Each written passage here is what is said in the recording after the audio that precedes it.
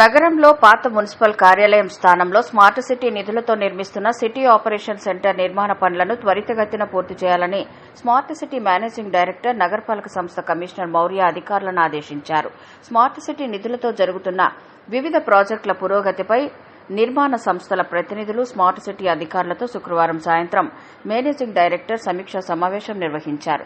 ముఖ్యంగా city operation centre, multi level car parking, integrated command control centre, Garuda Varadhi, multi level car parking, swimming pool, glow garden ప్రాజెక్టులలో జరుగుతున్న పనుల వివరాలను వివరించారు. 5 అంతస్తుల్లో నిర్మిస్తున్న సిటీ ఆపరేషన్ సెంటర్లో ఏర్పాటు చేయనున్న కార్యాలయాల వివరాలను తెలుసుకున్నారు.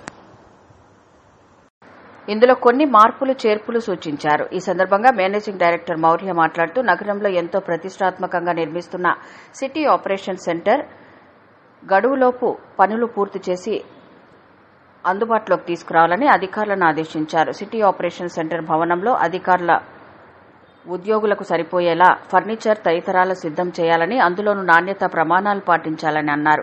గరుడ వారధిలో పెండింగ్లో ఉన్న పనులు కూడా త్వరగా పూర్తి చేయాలని ఆ సంస్థ ప్రతినిధులను ఆదేశించారు. Multi level car parking, integrated command control centre పనులు వేగవంతం చేయాలని అధికారులను ఆదేశించారు.